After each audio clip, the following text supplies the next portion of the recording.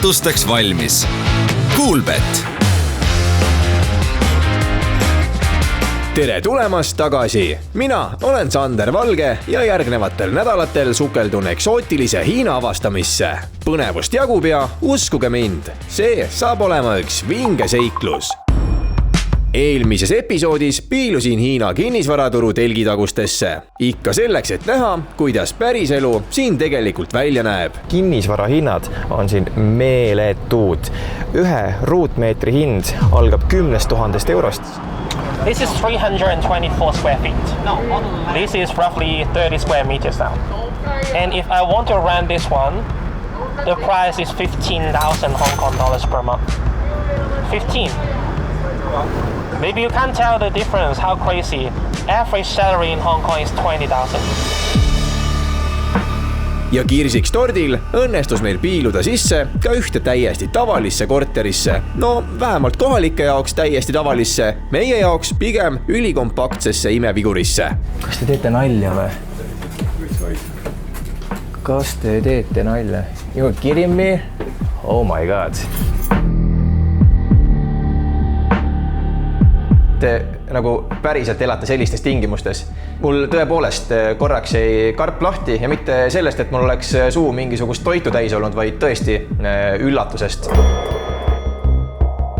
The only good thing about this unit, I don't need to do a room tour. You see everything with one side only.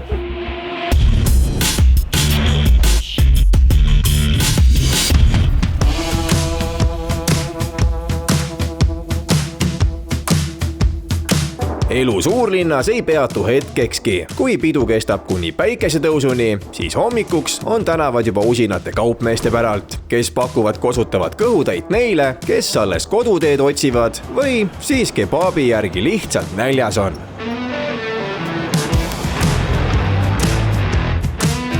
Hiina on tõeline kontrastide maa. Võid teenida üle keskmise head palka, aga elad ikka nagu sardiin konservis, sest olgem ausad, kes meist tahaks pea 80% oma sissetulekust ainult korteri üüriks kulutada, eks ole? Suurlinnade eluolu on meile tegelikult tuttav, aga nüüd tekkis küsimus, et huvitav, kuidas käib elu väiksemates paikades, näiteks mõnes pisikeses kalurikülas. Peale väikest uurimustööd avastasingi ühe toreda ajaloolise kaluriküla ja sinna me täna suundumegi. Aga enne kui ma sinna üldse kohale jõuan, siis selleks tuleb läbida üks parajalt korralik kadalipp. No etteruttavalt ma võin öelda, et sõita tuleb nii metrooga, sõita tuleb bussiga, mikrobussiga, tallataksole tuleb hagu anda, nii et üks väga korralik ja seikluste rohke päev.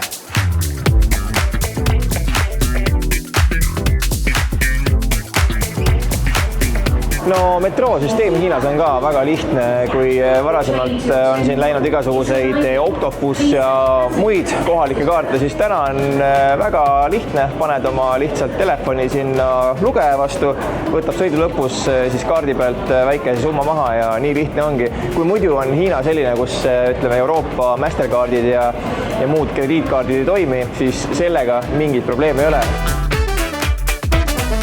Hiina rahandussüsteem on omaette maailm. Kui Euroopas elame tulevikus, siis Hiina on selles mõttes meist valgusaastate kaugusel. Siin kasutatakse maksmiseks peamiselt WeChati või Alipay'd. Unustage pangakaart, QR-kood on uus kuningas. Ja nii võib ju tegelikult üks valge, kahvatu Euroopa turist end suure segaduse keskel leida. No näiteks minul konkreetselt kulus umbes 1,5 päeva aega, et üldse Alipay rakendus oma krediitkaardi külge siduda. Ja põhjus, miks see nii kaua aega võttis, väga lihtne, sellepärast, et meie pangad siin arvavad, et tegu on järjekordse pettusega ja ma pidin mitmeid kordi klienditeenindajaga ühendust võtma, selgitama, kus ma olen, mis ma teen, miks mul seda vaja on. Ja no lõpuks pärast sellist pikka protsessi mul õnnestus oma pangakaart ikkagi siis Alipay rakendusega ühendada. Aga no see oli ikkagi korralik närvikõdi, ütleme nii. Sularahaga saab ka hakkama, aga ärge imestage, kui teie Visa või Mastercard Hiina pangaautomaadile lihtsalt alla annab. aga mis oleks siis parim soovitus? Teavita oma kodupanka juba enne reisi, et nad sinu kaardile vajalikud õigused annaksid. Muidu oled kui hunt kriimsilm rahatuna suurlinnas. Pealt vaadates Hiina metroosüsteem, väga lihtne, sildid näitavad kuhu minna, rongid ma näen liiguvad iga 6 minuti tagant, nii et lähme peale.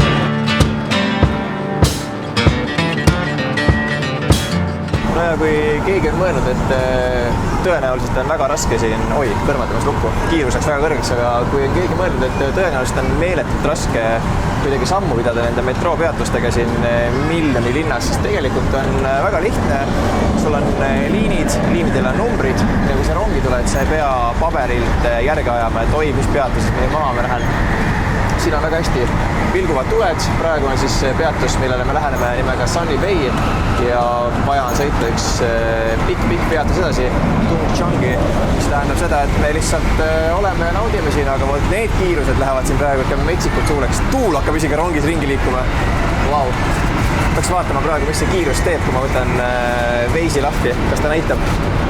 Kiirus oli ilmselgelt metsik, aga tegelikult kuna me kihutasime ikkagi sügaval maal ja mitte ükski GPS-i ega kaardirakendus ei suutnud kiirust mõõta, siis täpne kiirus meil sel hetkel jäi ikkagi teadmata. Aga kuna ikkagi juuksed lendlesid, tuul puhus, tekkis tunne justkui oleks kuskil kosmoseraketis.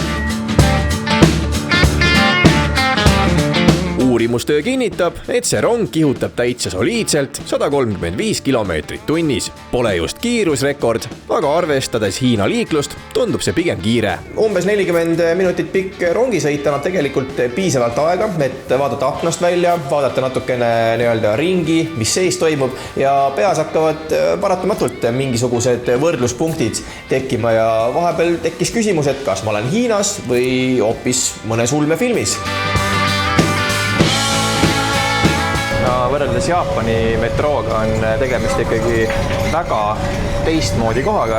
Kui ma Jaapanis sõitsin ringi metrooliini peal, siis oli haudvaikus, inimesed isegi mitte ei rääkinud ja kui keegi kasutas telefoni, siis sosistati. Siin on lood hoopis teised, sellepärast et inimesed lihtsalt vestlevad omaette, kes räägib telefoniga, kes kuulab YouTube'is midagi, nii et elu nagu kuskil Golden Puiestel.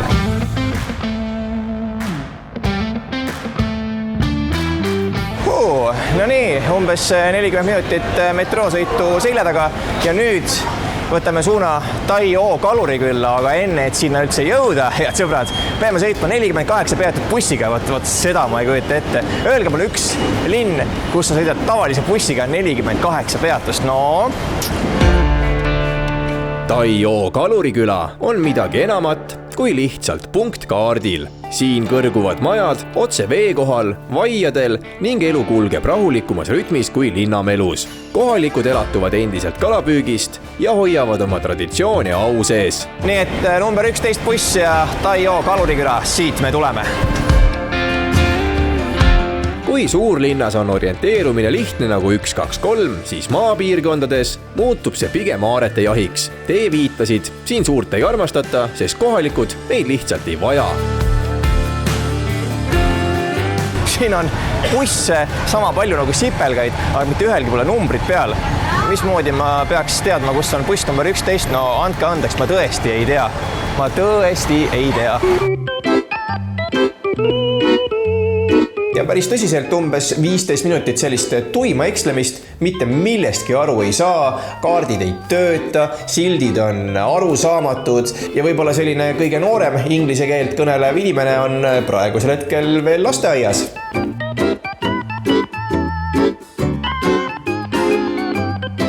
No kus häda kõige kaugem, seal abi kõige lähemal.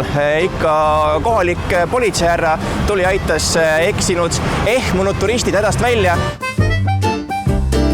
Politseihärra inglise keel oli pigem loominguline kui arusaadav, aga õnneks tuli appi tehnoloogia. Tuleb välja, et bussid Tai-O poole täna ei liigu ja meie ainus võimalus sinna jõuda on kaabelautoga. See aga tegelikult tähendab ainult üht, meie teekond muutub veel pikemaks, aga ma võtan tegelikult seda päris rahulikult mõnuga, sellepärast et tee peale jääb veel palju ägedaid vaatamisväärsusi ja lõppude lõpuks on see ikkagi kõik suur seiklus. Kui bussiga ei saa, siis saab köisraudteega ja siin tänase ilmaga peaks olema veel enam-vähem okeid, ilusad vaated ka. Me küll piletit endale ette ei ostnud, sellepärast et me oleme sellised suhtvad käigu pealt liikujad, aga praegu vaadates tundub, et kõige suuremaid järtsi ei ole. Nii et kui kõik läheb hästi, me saame kaabelautoga sõita mägedes, näha vaateid, siis me jõuame ühe Budakujuni, millest me räägime ka mõne hetke pärast natuke lähemalt ja siis juba legendaarsesse Taiyo Fishing Village'isse. Teate ju seda vanasõna, ära hõiska enne õhtut. Just nii, köisraudtee järjekord on siin pehmelt öeldes ekstreemne.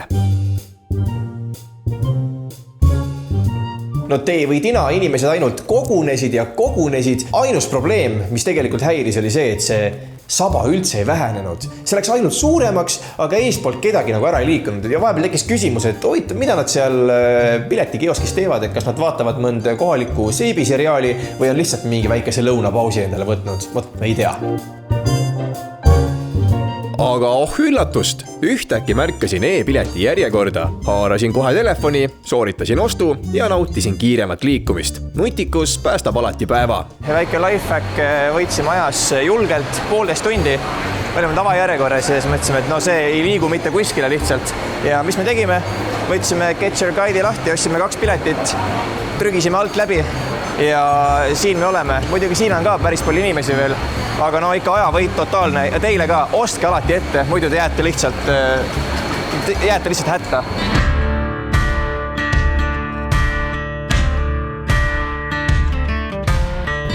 See 5,6 kilomeetri pikkune köisraudtee on muuseas üks populaarsemaid viise, kuidas jõuda siis näiteks selliste suurte vaatamisväärsuste juurde nagu Suur Buda ja kabiinitüüpe on tegelikult 2. On siis standard ja on Crystal ehk siis selline nagu natuke luksuslikum. Mina algul mõtlesin, et mis see nagu vahe on. Vahe seisneb selles, et kui meil on selline hall põrand, siis selles Crystal kabiinis on põrand klaasist ja sa näed otsejoones alla. Aga muidugi see hinnavahe oli ikkagi seal ligi 100 eurot, mis on suhteliselt mõttetu. Sa võid ka aknast alla vaadata ja täpselt sama asja nautida. Aga teekond ise kestab siin 25 minutit. Vaated on päris maalilised. Kõrvad hakkavad tasapisi lukku minema. Ja üleval tundub selline üsna pilves ja pilvine. Nii et ma ei teagi, mis meil seal ees ootab. Kas äkki torm, vihm, äike?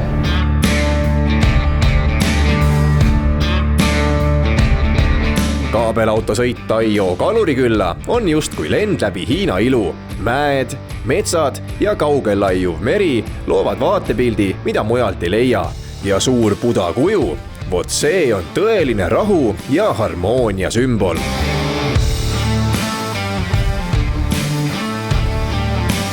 Ei ole kalurikülla jõudnud, sa hakkad juba kala püüda. Püüan kala, jah. Ma tegelikult panin õnge aknast välja, et drooni me hetkel lennutada ei saa. Me siis teeme 360 kaameraga ilusaid selliseid kõrgeid plaane, feigime natuke drooni, aga peaks saama päris äge vaade.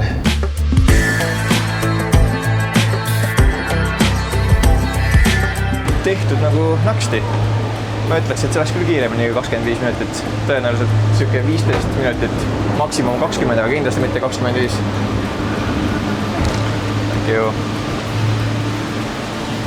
Ja siin me oleme exit.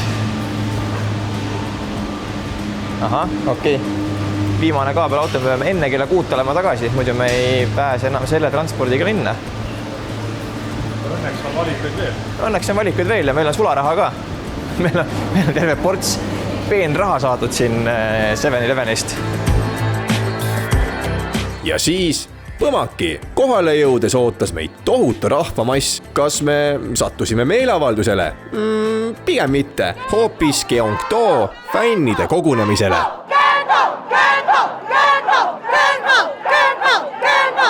No siin käib korralik melu, kaameraid on rohkem kui kogu Eesti peale kokku.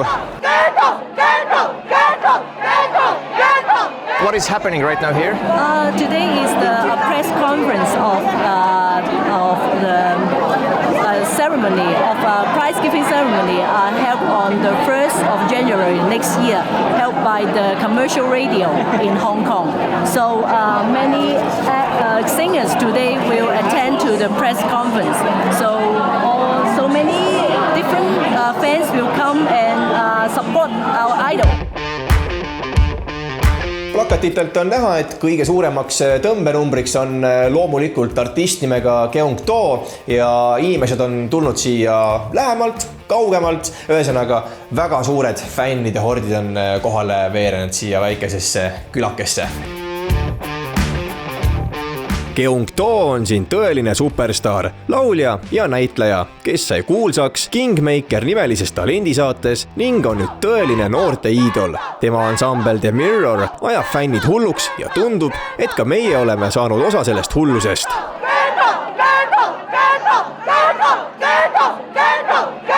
Päris palju keskealisi naisi oli siin, nooremaid, vanemaid, kõik siis oma noore muusikalise iidoli pärast kohal, kes siin oma pressikonverentsi tulevase aasta ma isegi saanud aru, mis sündmust oli. Ühesõnaga, tähistasid midagi ja kõik olid kokku tulnud ja see oli päris huvitav vaatamisväärsus, ma nimetaks seda niiviisi. Aga jah, paneme siis Buda poole edasi. Äkki Buda juures on ka austajaid.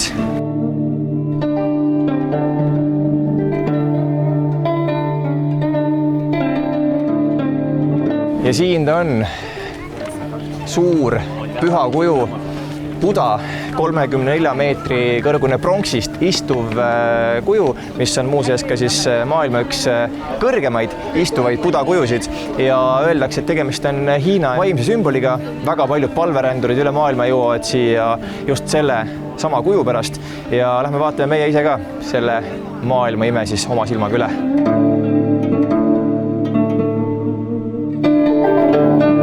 Et aga suure Buda aurat natukene lähemalt tunnetada, selleks tuleb ette võtta parajalt füüsiline trepimatk ja see ei ole lihtsalt selline matk, et lähen teen ära, vaid selleks peab olema ikkagi väga-väga hea füüsiline vorm, sellepärast et see järsk tõus, mis siin üles Buda juurde läheb, no see on ikka korralik. Suur Buda kuju asub päris kõrgel, täpsemalt 482 meetri kõrgusel merepinnast. Sinna jõudmine tähendab aga tõsist trepimaratoni, nii et valmistuge jalatööd tegema.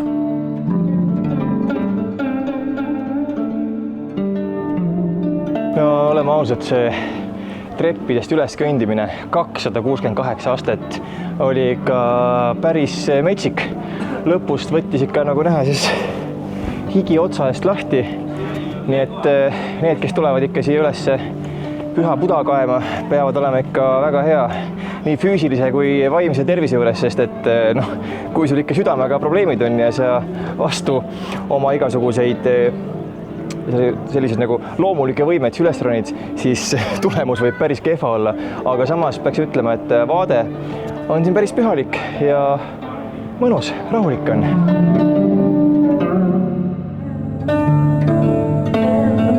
Päris hull on mõelda, et 34 meetrit ei tundu just pealt näha mõeldes mingi erilise kõrgusena, aga kui sa ikka siit vaata alt üles ja keegi on selle pronksist kuju teinud ja see on ikka metsikult kõrge siia mäe otsa, siis paneb mõtlema küll, et kus on inimvõimete piirid.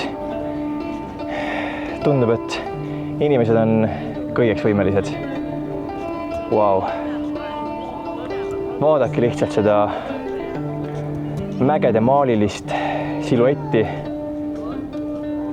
Ülilahe, väga kõva. Et siin tekib küll rahutunne, päris ausalt.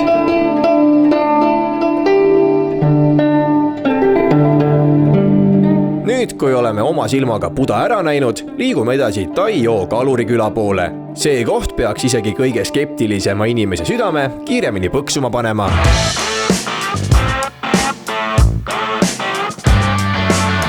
No see, mismoodi liiklus siin ühistranspordis välja näeb, on ikkagi ooper omaette, sest et buss topiti viimselt pilgani kõik täis. Siin taga on näha ka, et ühtegi vaba kohta ei ole. Raivo istub praktiliselt bussijuhil süles ja turvapöödes, et ei teata siin ei A-d ega O-d, aga bussijuht ise kimab külavaheteedel ringi nagu Ott Tänak parematel päevadel. Ei ole midagi öelda, aga tõesti jah, turvalisuse osas vabatahtlikult ma enam siia sellisesse kohta roniks, aga noh, see oli viimane buss, mis väljus sinna Taio külla, mis tähendab ka seda, et me pidime selle riski võtma, sest vastasel juhul me ei oleks sinna lihtsalt täna jõudnud. Oled sa kunagi sellist koha peal istunud või? Sellist sõitu ma ei ole kunagi varem teinud, aga see on jälle omaste kogemus. Üks suur viga on veel nende täisnukite bussidega. Konditsioneeri pealt hoitakse kokku, sest kütust nad ei taha väga kulutada. Ja siin on tõesti palav nagu kehv Soome saun, mis ei lähe kunagi kuumaks, on natuke soe ja niiske. Sõit Pilgeni täis bussis kestab umbes 25 minutit. Ilusaid vaateid nautida ei saa, sest tee on parajalt käänuline. Ja kui aus olla, siis kipub isegi süda natukene pahaks minema.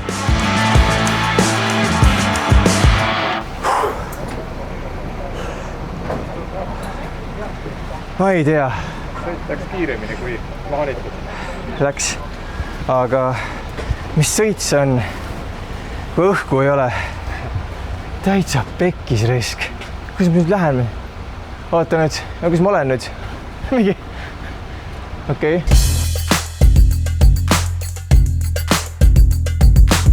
Tere tulemast Taio külakesse, kohalik kaluriküla Hiinas ja miks see küla on tuntud ja turistide poolt väga armastatud, väga lihtne. Siin on ujuvad majad, siin on roosad delfiinid ja siin on meeletult head mereained, nii et hakkame seda piirkonda uudistama.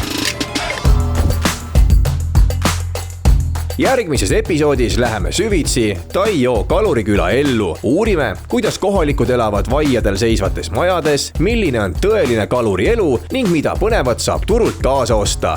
Lisaks võtame ette paadisõidu läbi külakanalite. See ja palju muud juba järgmises episoodis.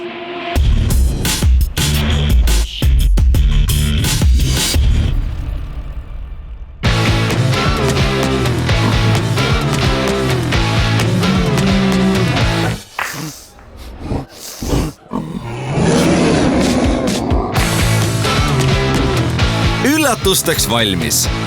Coolbet.